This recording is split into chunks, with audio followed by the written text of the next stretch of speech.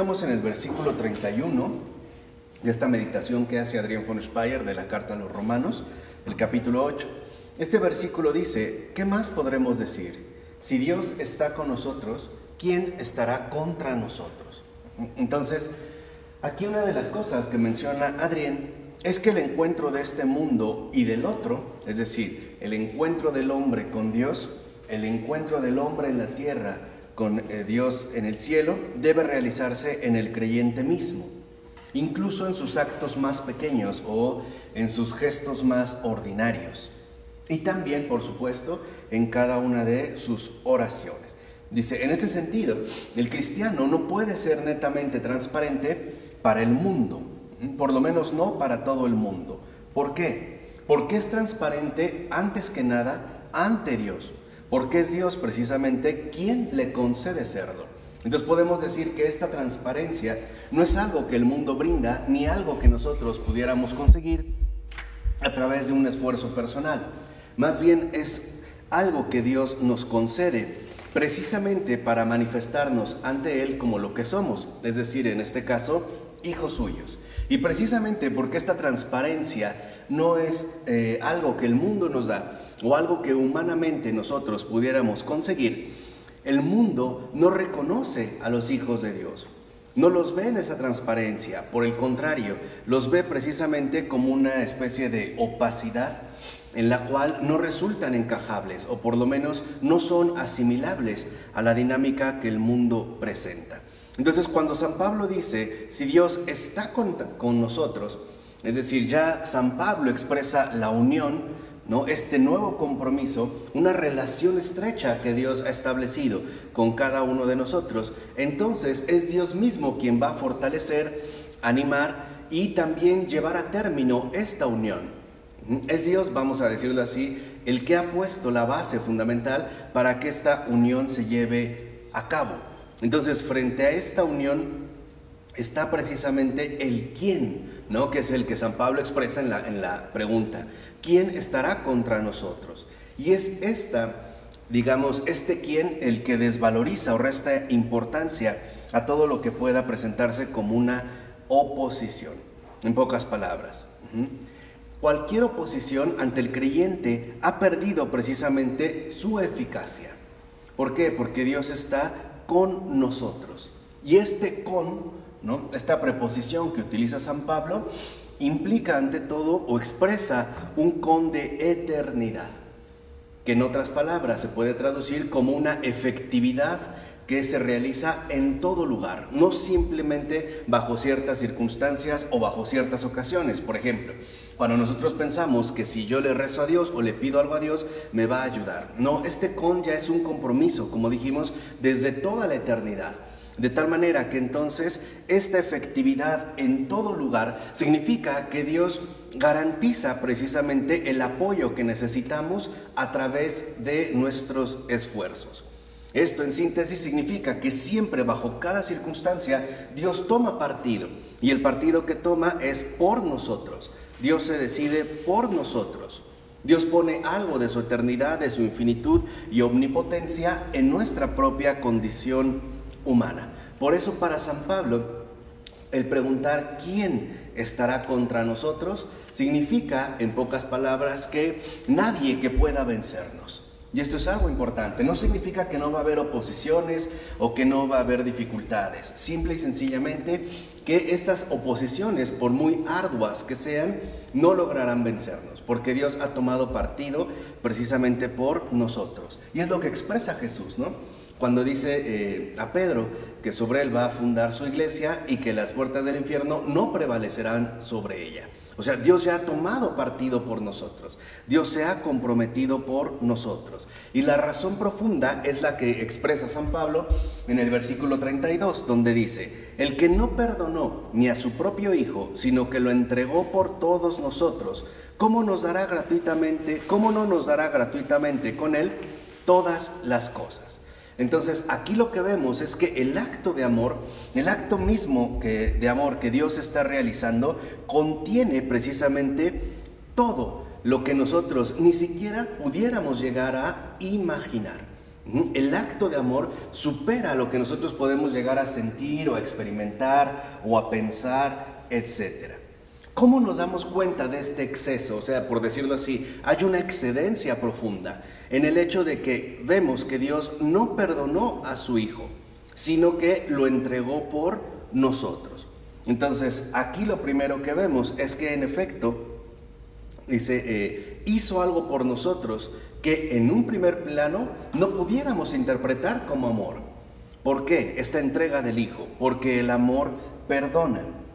Entonces, al no perdonar a su Hijo, pareciera que no está, digamos, dentro del acto de amor.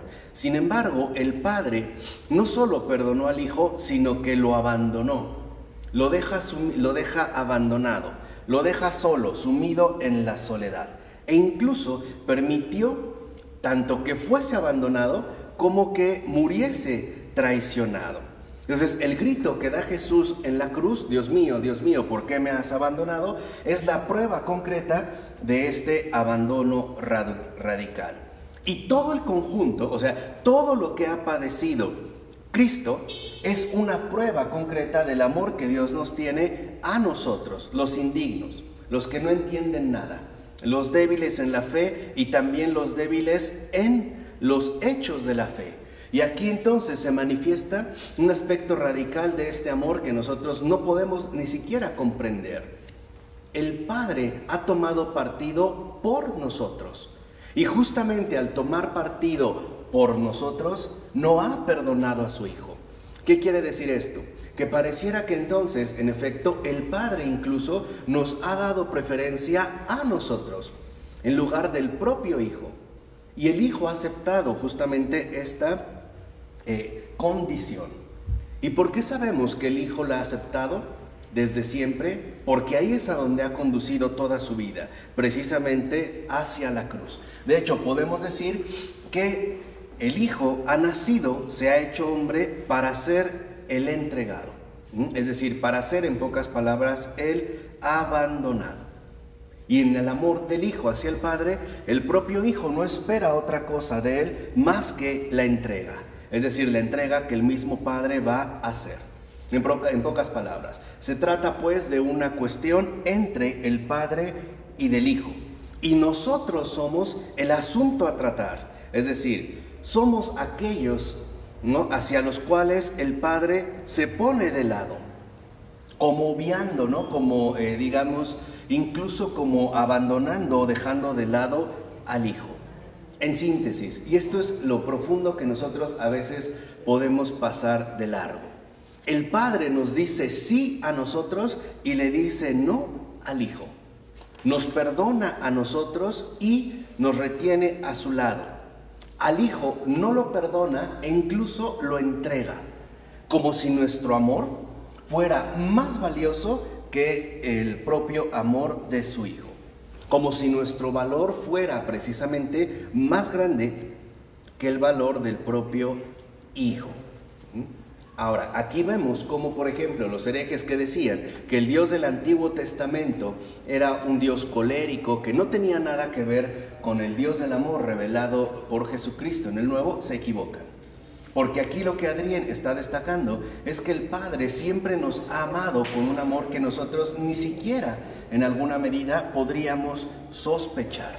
Y lo vemos en, digamos, la condición que asume el Hijo, el abandonado, el traicionado, el condenado, etcétera, etcétera. Y todo precisamente por nosotros, porque esa ha sido, ¿no?, la voluntad del Padre. Ahora bien, Dios no entregó a su Hijo en vano.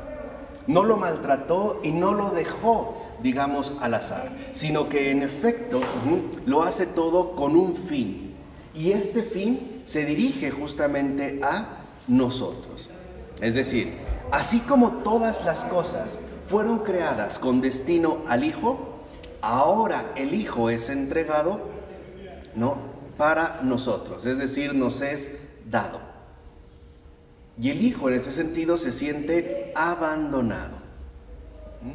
Este abandono involucra precisamente lo que está dispuesto a padecer por nosotros y que incluso el propio Padre ha querido que padeciera y el Hijo ha aceptado para nosotros. Es decir, por nuestra salvación.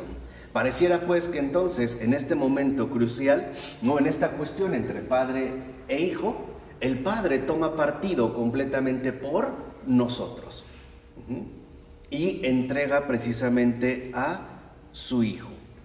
Y digamos, abandono a su vez tiene un sentido profundo. ¿Por qué? Porque el hijo en su abandono a su vez está rodeado de todo aquello que el Padre quiere darnos a cada uno de nosotros. La salvación, la redención, digamos, incluso el lugar privilegiado a su derecha, ¿no? Digamos, su amor pleno.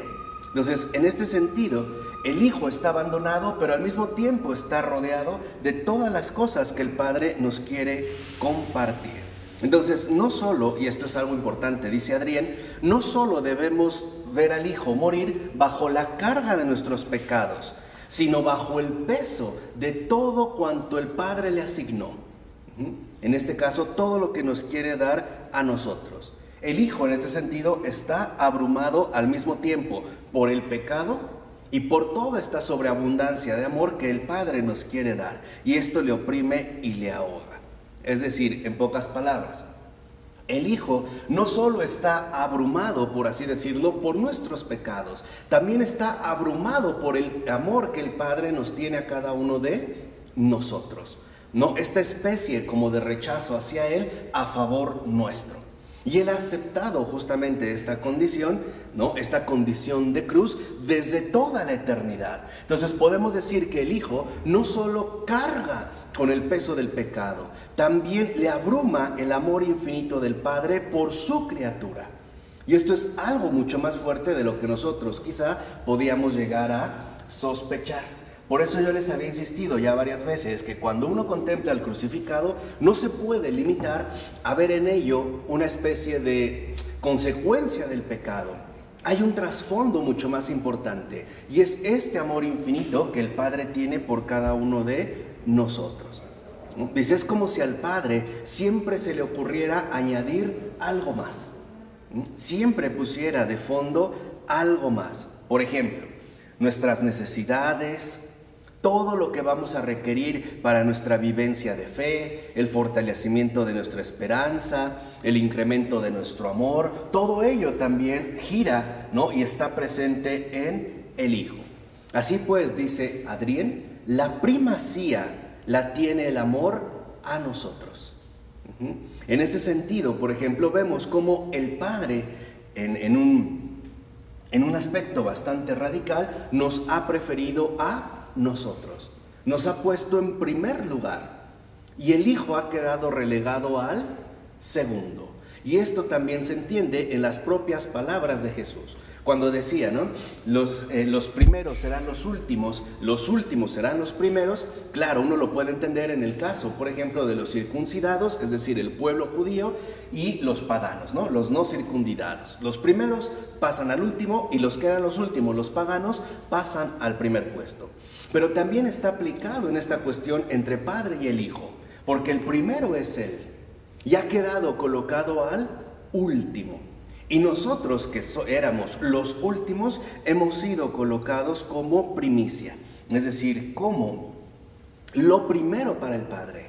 Vamos a decirlo así, en la cruz, ¿no? En la pasión de Jesús, lo que se manifiesta es algo inaudito, algo incluso poco creíble. Para el Padre primero somos nosotros, antes que su propio Hijo. Y eso es lo que luego no entienden los habladores que dicen, sin ponerse a reflexionar un poco, que qué tipo de padre es ese que entrega a su hijo y él no se ha decidido, por ejemplo, a sufrir, ¿no? Que ha sido una especie de cobarde que mandó al hijo. No, es que lo mandó precisamente porque nos ha preferido a nosotros, ¿no? Nos ha puesto en este sentido en primer lugar. Y esto es, digamos, la dificultad profunda de la creencia. Es decir, el amor infinito del Padre, que incluso se ha visto como dirigido hacia nosotros, nos ha dado la preferencia a nosotros. Y lo va a colocar en el último lugar, por decirlo de otra manera. Todo lo que padeció Cristo En su vida, desde que nació, las persecuciones, los sufrimientos, las privaciones, la pasión, etc. E incluso el momento dramático de la incertidumbre, es decir, este periodo que nosotros conocemos en el Tríodo Pascual como el Sábado Santo, esperando para ver si el Padre en efecto ha sido complacido o no, es decir, donde la resurrección, a pesar de que es la voluntad del Padre, está comprometida en la acción del Hijo. Este poner entre paréntesis si se dará la resurrección o no, porque no ha sido ningún tipo de teatro, todo este periodo es algo que cada uno de nosotros tenía que haber vivido. La pregunta es, ¿quién hubiera superado esa prueba? Si al propio Hijo le fue tan difícil en este sentido, ¿no? Incluso terminarla, por eso Jesús mismo en la cruz dice, todo está consumado. Es decir, todo lo que nosotros teníamos que haber vivido personalmente y a ver si resucitábamos, Cristo lo ha consumado. ¿Esto qué significa de fondo? ¿Que solamente el pecado es lo que tiene ahí el protagonismo? No. Que el Padre ha querido que su Hijo padeciera lo que nosotros debíamos hacer. En pocas palabras, el propio Padre ha querido que su Hijo atraviese todo este calvario, todo este via crucis, literalmente, ¿no? Todo este recorrido que conduce a la cruz, para que cada uno de nosotros no lo tenga que hacer. Para que, en pocas palabras, nuestro acceso a Él sea abierto. La apertura hacia el cielo ya está dada. El Padre no quiere que padezcamos el via crucis en la tierra, eso lo ha padecido su Hijo. El Padre lo que quiere es que en efecto estemos junto a Él, estemos ya para siempre con Él. Y lo vemos en el caso de San Dimas, ¿no? Al que se le llama el buen ladrón. Por eso vemos como el último, que ha sido incluso condenado por delincuente, etc., recibe justo la confirmación de lo que el Padre quiere. Yo te aseguro que hoy mismo estarás conmigo en el reino de los cielos. ¿Quién se está expresando? ¿Qué voz es la que ahí está hablando? El Padre. ¿Por qué? Porque nosotros sabemos que Jesús, en cuanto muere, no va directo al cielo. Baja a los infiernos. O sea, hasta ese nivel, digamos, hasta esa profundidad. Y entonces lo que el Padre quiere es que el cielo quede abierto para que nosotros podamos finalmente acceder a Él. Dice, esto es lo que nosotros también debemos de contemplar en el caso del amor. Porque el amor va más allá de lo que nosotros pudiéramos considerar en base a nuestras propias categorías humanas o en base a nuestras propias experiencias humanas. Entonces, el verdadero amor es la obra que la misma Trinidad ha realizado por cada uno de nosotros. ¿De acuerdo? De ahí pues que en el versículo 33, 34a, Pablo dice, ¿quién podrá acusar a los hijos de Dios? Dios es el que absuelve. ¿Quién será el que condene? Entonces los escogidos, dice Adrián, ahora forman una unidad. ¿Dónde está esta unidad? Precisamente en la realización de la iglesia. Y esta medida, ¿no?, que da la iglesia es determinada tanto por la pertenencia como por la relación que se mantiene con la iglesia. No, digamos, este es como el sello concreto de pertenencia.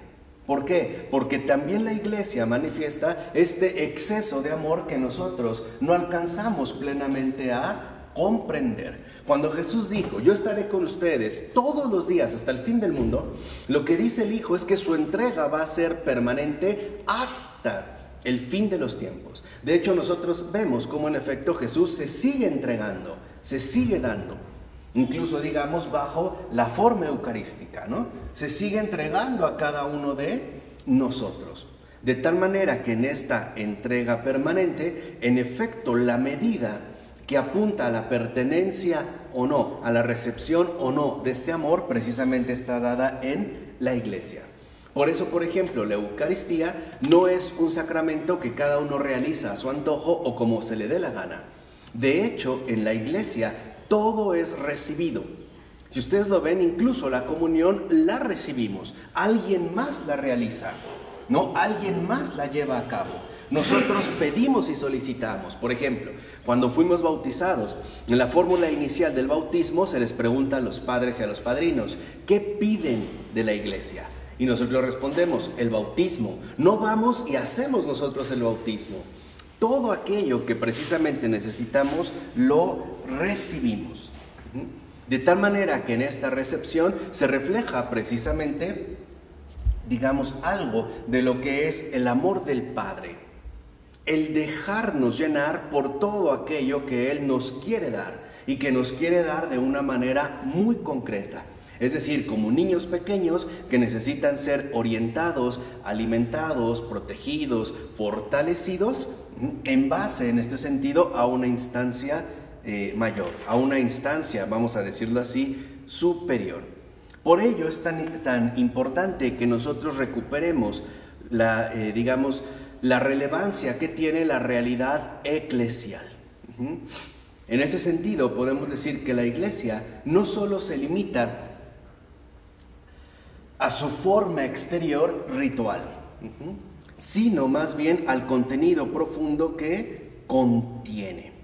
De hecho, nosotros vemos cómo en la iglesia aquí el creyente adora a Dios que está allá.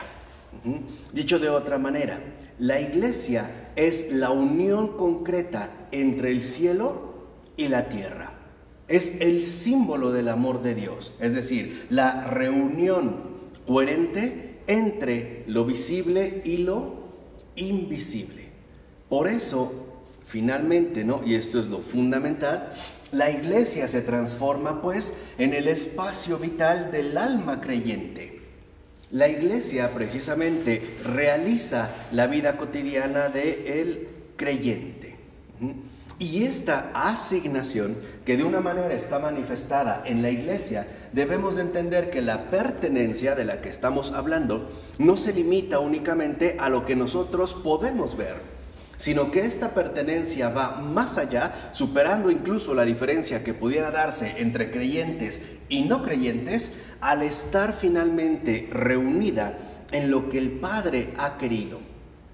Toda su criatura, toda criatura suya, todo ser humano debe de estar con Él. Y este es, digamos, como el acceso o el camino que la iglesia precisamente nos invita a recorrer. Por ello es que en la iglesia, en todo momento, uno siempre puede aquí invocar y encontrar a Dios que está allá. Y todo ha sido dispuesto para recibir al creyente y relacionarlo con lo que ya está dado de una vez y para siempre. Dicho de otra manera, la iglesia es el lugar privilegiado para tener acceso al encuentro con el amor de Dios. ¿Qué pasa? Sino, digamos, en este amor del Padre que, como hemos visto, se ha comprometido con nosotros hasta el extremo, que nos ha dado precisamente la preferencia a nosotros hasta el extremo. ¿Por qué? Porque finalmente es a través de la iglesia como cada uno de nosotros puede dar la respuesta que Él espera de nosotros. Eso también nosotros. Sí, claro, porque hay una llamada. Acuérdense que el amor no es obligatorio, ¿no? El amor también involucra una dinámica libre de respuesta y en este sentido también libre de entrega. Por eso es que debemos darnos cuenta, como dice Adrián, que el cristiano también tiene que ver con lo que Dios quiere realizar. Entonces, por decirlo así, como lo ha mencionado, lo ha descrito bastante bien un fenomenólogo católico contemporáneo, Jean-Luc Chrétien, al hablar de la llamada y la respuesta.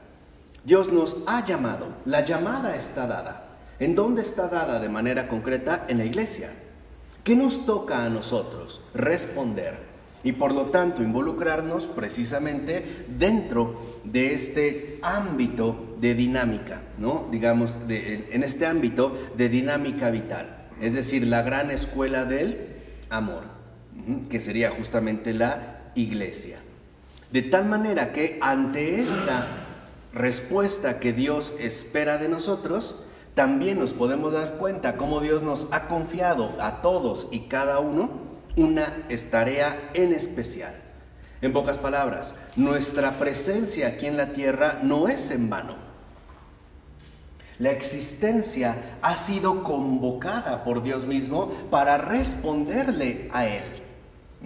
Vamos a decirlo así, para asumir precisamente una misión. Al poder responder como misión, esto significa que entonces el obrar del hombre se desarrolla dentro del plan querido por Dios desde siempre. Esta es, digamos, como la dinámica fundamental que el Padre nos quiere invitar a realizar a todos y cada uno de nosotros. Y por eso es que dice Adrián, nadie puede condenarle.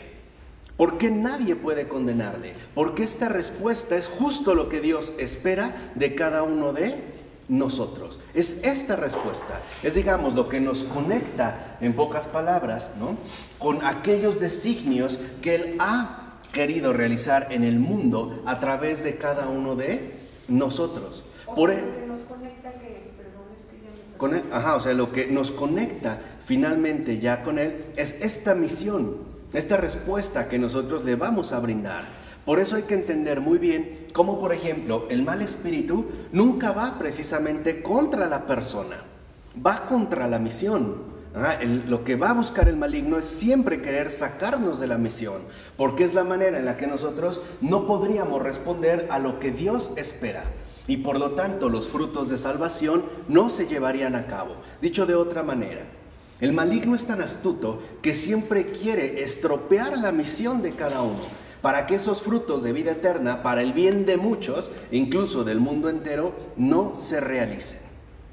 Y en este contexto, para algo muy importante, para que ninguno de nosotros viva como hijo de Dios y que ninguno de nosotros comparte la vida de Cristo. Sí, o sea, es romper, ¿no? Es romper finalmente porque con... nos está invitando a vivir la vida de Cristo para cumplir la misión, exactamente los sentimientos de Cristo, la vida de Cristo en la cruz. Y el maligno lo que quiere es evitar que haya otro Cristo en el mundo, que es cada uno de nosotros lo que debía asumir. De tal manera que entonces, al querer siempre sacarnos de la misión, por decirlo así, lo que el maligno quiere evitar son los frutos de salvación. Él ve a largo, él ve, digamos, como el alcance, él se va más por los efectos que puede traer. A él no le gustan las acciones inmediatas, porque eso es poca cosa. Él ve de qué manera, por ejemplo, el cumplimiento de la voluntad de Dios puede o no repercutir precisamente en la salvación de muchos hombres. De tal manera que entonces, al querernos sacar de la misión, tiende a confundirnos y tergiversar las cosas de tal manera que en lugar de que nosotros le respondamos al Padre, terminemos sin darle respuesta y haciendo en nuestra vida lo que se nos antoje o lo que creamos incluso preferible. Por eso dice Adrián que los valores, por ejemplo, bajo los que vive un creyente son totalmente diferentes a los valores que puede asumir o que pueden asumir los demás hombres. Lo que, por ejemplo, podría tener sentido para un cristiano como abnegación o renuncia, para alguien no cristiano simplemente sería una tontería, no sería algo netamente convincente, pues, porque no resultaría del todo agradable. E incluso el que da la respuesta al Señor dice, vive una cierta forma de alegría, pero sabe de otra alegría mucho mayor. Y es esta alegría mucho mayor la que en efecto coloca en su justo lugar la cuestión del sufrimiento. ¿Por qué? Porque ahora lo que nosotros vivimos aquí no es lo que define netamente lo que nos espera allá. De tal manera que entonces precisamente el sufrimiento pierde algo así como su poderío y queda relativizado. ¿Por qué? Porque el sufrimiento que nosotros tenemos o podemos experimentar en esta vida ciertamente es temporal. Y eso es en lo que insistía San Pedro, en su carta, ¿no? Dicen, o sea, no se preocupen si van a sufrir, es poco comparado, ¿no? Vamos a decirlo así, con la dicha eterna que nos esperaría finalmente más allá. Además, el propio creyente sabe que estos sufrimientos, en este sentido, también conllevan la presencia de Dios por dos razones. Porque en tanto pecador es justo que lo sufra. Y por otro lado, porque este sufrimiento no solo se trata de amargarle la vida, sino de hacerle una invitación a que se purifique y por lo tanto mejore todo aquello que es necesario en su vida para que la misión tenga un mejor cumplimiento. Por eso el sufrimiento siempre trae, digamos, como una doble dimensión: corrección y purificación. Corregir aquello que en efecto no es justo que nosotros padezcamos, pero al mismo tiempo purificar o fortalecer todo aquello que nuestra persona necesita ser santificada para el cumplimiento de la misión. Además, el propio creyente sabe que este sufrimiento puede ser puesto a disposición del Señor. Dicho de otra manera, no es un sufrimiento que le pertenece, porque sabe que el sufrimiento mayor es el del Señor, no el de Él. Además, finalmente, dice Adrián, el sufrimiento puede tener un sentido no solo para Él, sino para toda la iglesia. De tal manera que en efecto el sufrimiento lo conduce a la madurez cristiana. Y esta madurez cristiana se ve reflejada en un verdadero espíritu de oración. Entonces, lo que en un primer momento nosotros pudiéramos considerar una pérdida, expresa más bien una ganancia. ¿Por qué? Porque todo es para Dios, incluido precisamente el sufrimiento. Y esto significa que todo lo que nosotros hemos vivido en nuestra vida, por muy doloroso que nos resulte, tiene un propósito. Forma parte del camino que conduce a Dios, aceptando con sencillez, aunque no lo pueda comprender, lo que Dios ha permitido.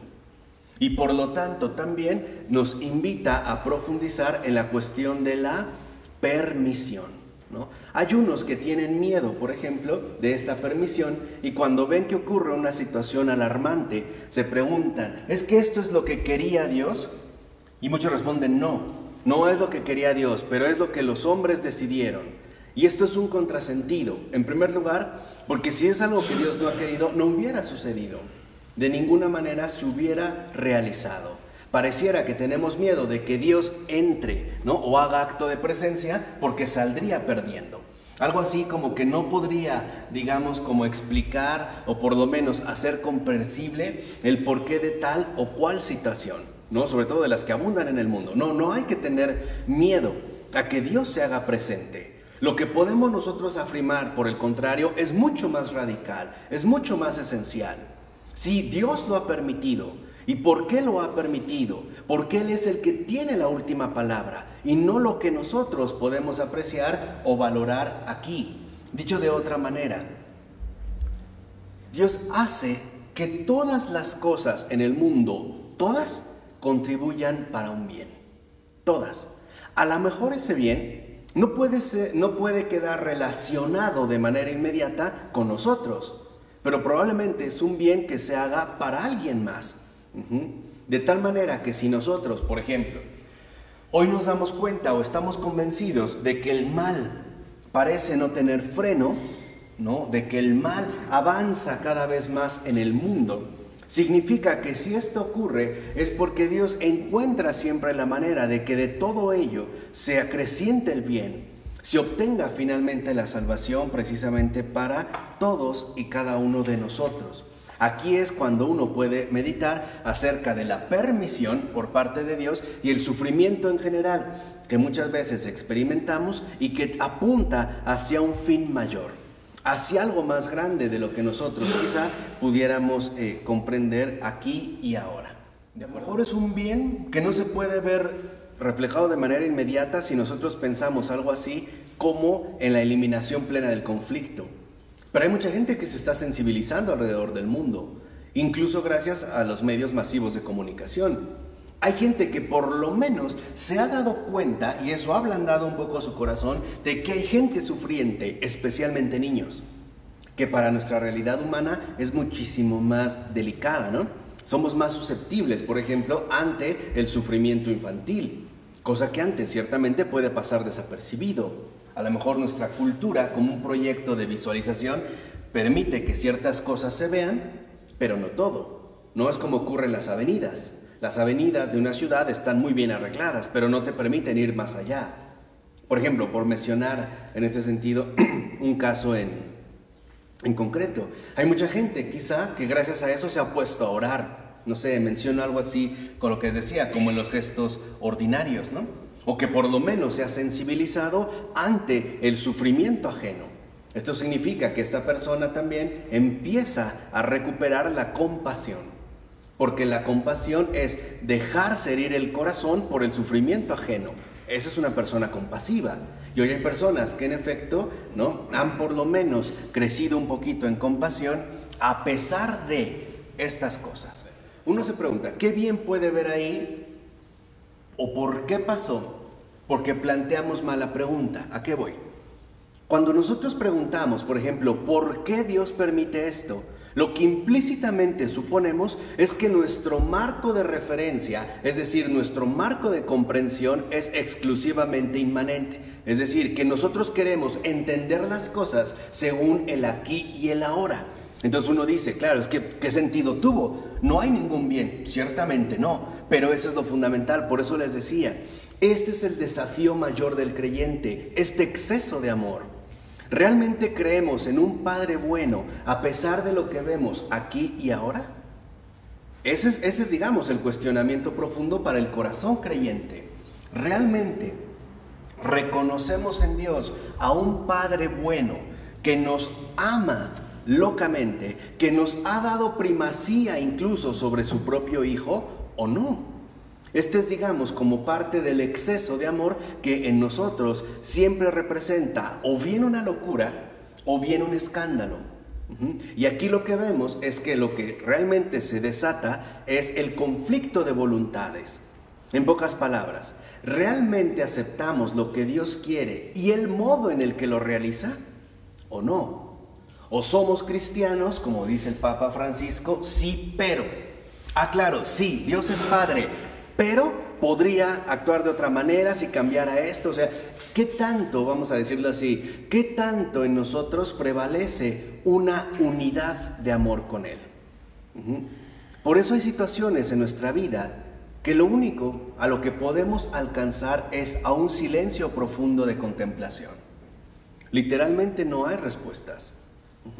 Lo único que nos queda en este sentido, y digo lo único no porque sea lo menos, sino porque es lo más difícil, es este rastro, aunque sea pequeñito pero auténtico, de fe, esperanza y caridad. Es la manera en la que uno vive como creyente las situaciones ordinarias precisamente de su vida. ¿De acuerdo? ¿Vamos aquí? Esto ya nos coloca en otro plano entonces. No solamente se trata de saber por qué pasó, sino también extender la mirada y cuestionarnos, ¿para qué? ¿Qué es lo que de aquí se puede obtener? Por ejemplo, pongamos un caso muy sencillo. Podemos decirlo de esta manera. ¿Por qué Dios ha permitido que el diablo ande suelto y nos tiente a todos y cada uno de nosotros? De una u otra manera, ¿no? Podríamos decir, si lo encerrara finalmente para toda la eternidad, ¿no?, con 3 candados allá en el infierno, no la llevaríamos muy bien.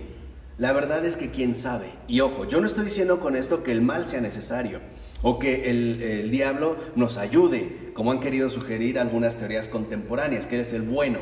No, lo que sucede es que uno también se pregunta, ¿y para qué? A ver, ¿para qué ha permitido, digamos, que esté como rondando la tierra, ¿no? Que es algo que ya veíamos incluso desde Job, ¿no? Lo vemos desde la creación. Adán y Eva están muy felices en el paraíso y la serpiente ya anda por ahí merodeando, ¿no? No ha sido, digamos, plenamente encadenada. Lo vemos en Job, ¿no? Cuando cuestiona, no, ¿dónde estabas, no? Yo andaba ahí dándome una vuelta, ¿no? Como paseando, viendo, ¿no? Como un león furioso, dispuesto a destruir a quien se le ponga enfrente. Cuando uno se pregunta ¿para qué?, entonces nuestra perspectiva de comprensión se amplía. Y la respuesta es muy sencilla. ¿Para qué ha permitido Dios, ¿no?, que el demonio nos siga tentando? Para nuestro propio bien. Porque de ahí se puede obtener un fruto enorme, ¿o no? Por ejemplo, cuando uno es tentado, uno se ve como obligado casi a fortalecer todas las virtudes, el discernimiento, el crecimiento, la oración o el ayuno, etcétera, etcétera, etcétera. ¿Qué quiere decir? Esto quiere decir que en último término el mal jamás tiene la última palabra. Ahora, ¿el mal lo hace pensando en nuestro bien? No, él lo que quiere es nuestro ¿qué? Nuestro mal. Y aquí es donde vemos la miopía infernal. El diablo será muy inteligente, mucho más que nosotros. Sí, es una mente brillante, incluso, sí. Pero para las cuestiones sobrenaturales es miope. No tiene ese alcance de lo sobrenatural. ¿Por qué? Porque en él no hay ni la más mínima presencia de gracia. Por eso. Entonces, esto significa que nosotros, por el contrario, sí podemos atravesar, por decirlo de esta manera, este camino en el que nos encontramos, pero siempre en una tensión permanente entre el aquí y el allá. Todo lo que ocurre en el mundo, incluida obviamente nuestra vida personal, siempre es para algo mejor. No necesariamente se verá aquí. Por ejemplo, en los mártires. ¿No parece, por ejemplo, en los mártires una especie de desperdicio? ¿Tanto esfuerzo para morir así? Pero la pregunta es, ok, ¿y ahí terminó la cosa? ¿Ahí acabó todo? A menos de que no tengamos presente la trascendencia, nuestra respuesta tenderá justamente al pesimismo, ¿no? Entonces, ¿de qué sirvió? Tanto esfuerzo para que al final lo mataran, etcétera, etcétera, etcétera. Sí, pero nosotros sabemos que, por decirlo de alguna manera, ahí no acabó la historia. Hay una dimensión sobrenatural. Dicho de otra manera, lo que hoy en día nos falta para poder compenetrarnos más con el misterio es una inteligencia simbólica. Es decir, una inteligencia que reúne o toma en cuenta tanto lo visible como lo invisible. Y ese es, o sea, lo que realmente, ¿no?, hoy en día necesitamos es una inteligencia simbólica. Esta inteligencia simbólica que reúne lo visible con lo invisible, precisamente como, ¿no?, manifestación concreta del misterio. Esto es lo que hoy en día nosotros hemos perdido. Las razones son muchas, pero principalmente es a causa de dos factores. El primero, el dominio de la inmanencia, o sea, todo está definido a partir del aquí y el ahora, ¿no? Y el segundo, que es, digamos, como una consecuencia de esto, es la anulación de la trascendencia en nuestra experiencia humana. Dicho de otra forma, para nosotros ya no hay un más allá. Todo nuestro esfuerzo, toda nuestra vida parece concentrarse ciertamente en un aquí y ahora, ¿no? En un más acá. Por eso hoy vemos como, por ejemplo, los sueños de mucha gente alrededor del mundo padecen el síndrome de inmanencia, ¿no?, como un mal generalizado. Por ejemplo, hay gente que se sentiría realizada, incluso dice, ay, yo podría morir feliz, vean, ¿no?, si conociera las pirámides de Egipto, o si fuera un concierto de los Rolling Stones, o si pudiera tener una cuenta bancaria con $10 millones, o si pudiera acostarme sexualmente con 100 mujeres, o si pudiera tomarme una selfie con Justin Bieber, o qué sé yo. Ahí se ve, en serio, hay mucha gente que con eso se da por satisfecha. ¿Por qué? Porque entonces hoy literalmente, y esto es con lo que quiero terminar, y ese es, me parece que ojalá los que también ven los videos y no lo han hecho, vean de base el curso completo que dimos de Pavel Florensky, porque ahí están las bases de todo lo que hemos dado, Ahí están realmente las bases. Pero hoy lo que ha ocurrido es que nosotros, en lugar de vivir, digamos, el símbolo, es decir, el símbolo literalmente significa lo que reúne, es decir, lo visible con lo invisible, el misterio, en pocas palabras. Por eso hablamos de una inteligencia simbólica que en efecto nos conduzca, en último término, a una experiencia de vida igualmente simbólica, o si lo quieren poner con otros términos más sencillos, recuperar de nuevo la vida sobrenatural. De eso es lo que estoy hablando. No solo quedarnos o espantarnos ante lo que vemos, sino también recuperar e incluso apoyarnos en lo que no vemos, en lo sobrenatural. Ese es el símbolo. El símbolo literalmente es lo que reúne en sí, ¿no? Vamos a decirlo así, el símbolo es lo que reúne cielo y tierra. Y hoy también estamos llamados a recuperar una verdadera experiencia sobrenatural de vida. Hoy lo que llamamos sobrenatural, por ejemplo, es, en el mejor de los casos, la probable vida extraterrestre en otras galaxias, o los fantasmas, o qué sé yo, es decir, puras tonterías. Por el contrario, fíjense, de símbolo, lo opuesto al símbolo es el diabolón. Y si lo ven, lo que cambia es el sim, como en simpatía, que nosotros tenemos, ¿no? En inglés se nota más el prefijo, ¿no? Cuando uno habla de sympathy, pero es lo mismo, es YM. El sim, la simpatía, que es lo que reúne, por ejemplo, ¿no? Dos cosas bajo un mismo espacio de comunión. El diabolon literalmente significa lo que pasa a través de. O sea, diabolon entonces no es lo que reúne, sino literalmente es lo que divide. Ese es el diabolon. Es literalmente lo que divide, como un cuchillo que entra en un pastel y lo divide. Eso es el diabolon. Aquello que entra, corta finalmente para dividir. Y por lo tanto ya no nos lleva al misterio, sino a su anulación. Vamos a decirlo así, lo que divide nos va finalmente a conducir al engaño. Ese es el modus operandi, ¿no?, básico del diablo.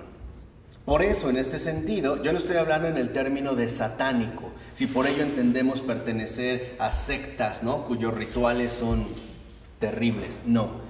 Lo que yo digo es que hoy en día, por ejemplo, tenemos más bien un pensar, un actuar y un modo de ser no simbólico, sino más bien diabólico.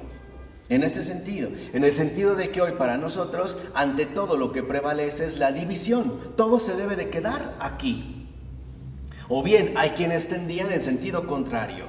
Lo que importa es lo de allá. Entonces, al carajo lo de aquí. Y entonces, ¿qué podemos cometer? Suicidios masivos. ¿No es lo que han hecho algunas sectas?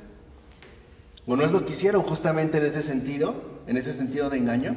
Por eso nosotros necesitamos purificarnos, ¿no?, de lo diabólico para poder recuperar lo simbólico.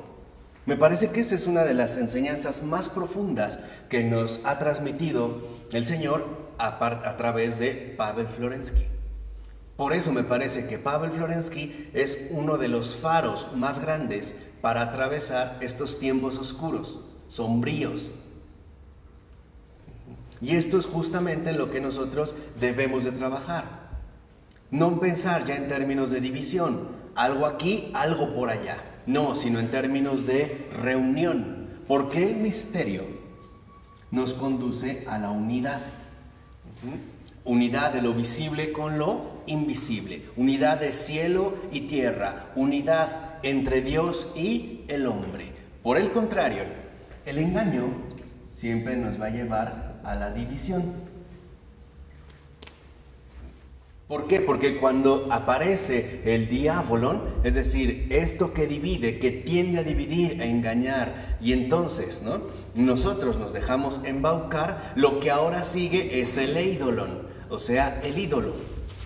¿Por qué? Porque ídolo, literalmente, de eidolon, en griego significa lo que se ve, o sea, lo que nosotros hacemos y podemos ver. Por ejemplo, los ídolos que nosotros conocemos bajo diversas formas, ¿no? Desde un tótem, a lo mejor en los Pieles Rojas, hasta una estatuilla o qué sé yo. Habrá multitud de ídolos, pero lo importante es que en efecto nosotros queremos ver, queremos literalmente dominarlo todo bajo la mirada. En cambio, en la unidad, en el misterio, uno digamos como que asume una actitud totalmente contraria, ya no de dominio, sino de admiración, porque lo que para él importa es más lo que no ve que lo que ve. Esto finalmente, el misterio, solo se vive a través de la fe, la esperanza y la caridad. Este es el modus vivendi. Por ello les decía que hoy para nosotros es como muy fuerte la tentación de diabolon, es decir, de división, porque la trascendencia ha quedado como expulsada de nuestro panorama ordinario de vida. Hoy hay gente que solo se preocupa en el aquí y ahora, punto, ¿no? En pasarla bien, en llevar la vida lo mejor posible, lo más cómoda, hacer cuantos más viajes mejor, ir a los mejores lugares, no esforzarse. O sea, ¿por qué? Porque digamos que está eclipsada. Esa persona podemos decir que tiene una mentalidad diabólica, ojo, no satánica, vuelvo a repetir, no satánica, diabólica. Es decir, su criterio de vida, de pensar, de actuar, viene del diabolon, no del símbolon. Por eso lo que nosotros vemos es, por ejemplo, ¿qué hace en Pentecostés el Espíritu Santo? Justo lo que hace es traer a la tierra el símbolon, ¿no? Estas lenguas de fuego, ¿no?, que se esparcen, que expresan una fecundidad, y lo curioso es que vemos cómo los apóstoles empiezan a hablar según el Espíritu los inspira, y todos les entienden, todos. ¿Qué quiere decir? Hablan una misma, ¿qué? Lengua. Y se sorprenden, ¿no? Pero ¿cómo? O sea, prácticamente lo que dicen es, venimos de todas partes del mundo. Imagínense que eso ocurriera ahora, que nos reuniéramos en algún lugar hablando todos los idiomas, y que los apóstoles del Señor empezaran a hablar y todos le entendiéramos. Nos causaría una verdadera, ¿qué? Sorpresa. Esa es la obra del Espíritu Santo. Siempre el Espíritu Santo reúne, siempre fomenta la unidad. Todo lo que atenta contra la unidad no viene del buen espíritu, viene del ¿qué? Del diablo, siempre. Por ejemplo, ¿qué hace la discordia? El rumor, la habladuría, el chisme. ¿No busca hacer esto? Incluso en el corazón. Meter cizaña, no es el sembrar cizaña, para que nosotros nos dividamos, nos apartemos, rechacemos la posibilidad de unidad. Esa es la lucha en la cual estamos nosotros inmersos. Por eso hoy tenemos que esforzarnos nuevamente por recuperar la experiencia profunda del símbolon, que no es otra más que la vida sobrenatural del cristiano, la vida sobrenatural del creyente. Esto involucra que en efecto nuestra lucha no es contra los demás hombres, sino contra lo diabolon, contra esta perversión del símbolon, contra esta desviación de la unidad. Es decir, la lucha que ya en efecto en los Efesios San Pablo había mencionado contra espíritus, potestades, etcétera, que no son de este mundo. Y ahí es donde nosotros hoy en día somos más inexpertos. Es curioso también que, como dice el Señor en el Antiguo Testamento, los hombres se han vuelto expertos en el mal e inexpertos en el bien. Hoy no sabemos cómo hacer el bien. Hay gente que incluso dice, ay, quisiera hacer algo por ayudar a los demás, pero no sé qué, o no sé cómo. O quisiera ayudar a mi primo en tal situación, pero no sé cómo. Hoy tenemos que volvernos nuevamente, recuperar la experiencia, ¿no?, la experticia, si así lo quieren ver, del símbolon. Pero para esto, primero hay que purificarnos del diabolon. ¿Y solo a través de la oración? Claro, y a través también de estos cursos y sobre todo, la verdad, de la vida sacramental, de la profundización en la iglesia. Ahora, ¿cómo se supera lo diabolon? Ya para terminar, para cerrar con broche de oro. De la manera en la que el mismo, nuestro Santo Padre, Pavel Florensky, nos enseñó. Primero, a través de la ascética. Es decir, purificando nuestro modo de pensar, de obrar, de vivir. Esa es la ascética, ¿no?, que puede entrar, por ejemplo, por medio de la oración centrante también, que ya dimos, etcétera, la frecuencia en los sacramentos, etcétera. Esa es la ascética. Es la purificación, ¿no?, de todo aquello que deshacernos de todo aquello que no nos sirve. De la ascética viene la temática. La temática es, por ejemplo, lo que intentamos hacer en estos cursos. Profundización de la temática, ¿no? Vamos a decirlo así. Nutrición de la inteligencia de tal manera que nuestra inteligencia se ordene hacia la verdad y a partir de ahí, en efecto, nuestros actos también adquieran cohesión. No sea coherencia en el pensar, cohesión en el actuar. ¿Con qué? Con la verdad, con Cristo y por lo tanto con su iglesia. Pero no solo basta la temática, sino que después vendrá la práctica. La práctica es ya el testimonio, es decir, es ya la realización de la misión en el día con día. La práctica, en pocas palabras, ya es la comunión. Entonces, esta es básicamente la dinámica.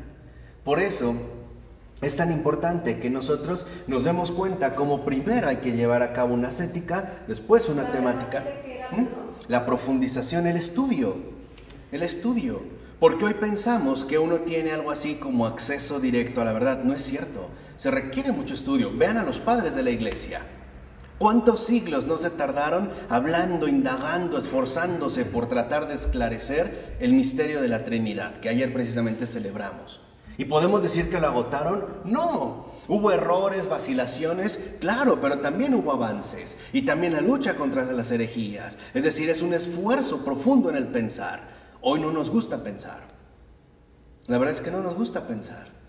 Pero si no nos gusta pensar, no podemos ser buenos cristianos. Se requiere también el ejercicio de la inteligencia, de tal manera que uno adquiera coherencia, cohesión, comunión. Es esto. Vuelvan a ver en serio los cursos sobre Pavel Floresca. Coherencia, cohesión y comunión. Esta es una dinámica importante que hoy tenemos que recuperar. ¿Y para qué? Para esto. La unidad con Jesús.